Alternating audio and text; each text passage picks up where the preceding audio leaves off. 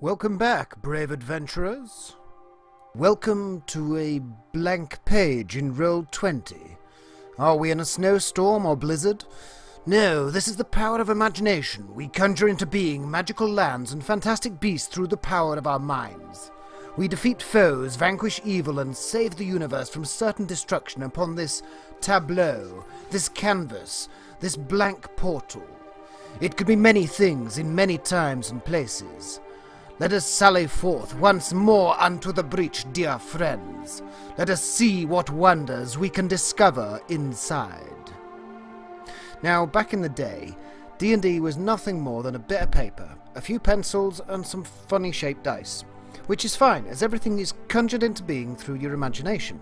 This X is you, and this O is an orc holding a vicious-looking sword, and you're on the edge of a cliff. What do you want to do? The orc has a surprise round, so he moves here, you move to engage, and so on. However, today, we are modern, high-tech creatures. We want widescreen, immersive sound, HD quality footage, special effects, and capable macros for our dice rolls. So today we tend to go a bit further than pencil and paper.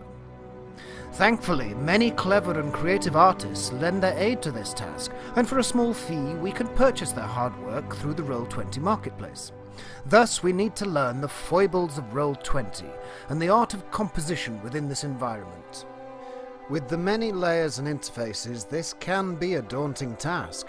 However, there are a plethora of good instruction tutorials from Roll20 and other clever people. There is one key morsel of wisdom I would share with any Roll20 mapmakers out there. The GM layer is not just there to hide things from your players. It can be used to build too.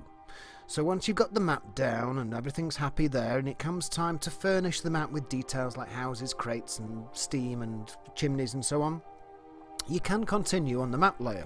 However, I've noted from experience it can go badly very quickly, and if you make a mistake you may struggle to find it again without breaking your map even more. So, I would suggest preparing whatever you're about to add on the GM layer, and then, when it's finished, you draw a box over everything, right-click and send it all to the map layer, and voila, you have it saved on the map layer. Also, the reverse is true. You want to insert a path to a house as if it leads to the door. You can send the building to the GM layer, keeping its location on the map, then lay the path and bring the building back. Just remember to bring the building to front each time, and when you send it back to the map layer it will be in the right place. And then Mrs. Hegarty can get to her front door without getting her feet muddy. Simply put, any skills you've picked up in world-building games like SimCity or City Skylines, and any experience with Photoshop and the multiple layers involved to create images will serve you well here.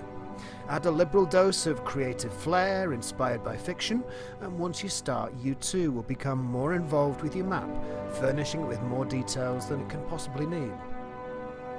Whilst building, I often get some of my best ideas. As I'm placing each building, I begin to hear Lloyd Grossman saying, "Who lives in a house like this?" David, it's over to you. Thanks, Lloyd. And your mind fills in the blanks. So this will be the butcher, that the baker, and that the candlestick maker, who is really a smuggler. And so on. The map makes the game as much as the game needs the map. You can't have one without the other, and they both contribute to the success of the overall game. It's a bit like perpetual motion of ideas. Good luck, brave adventurers.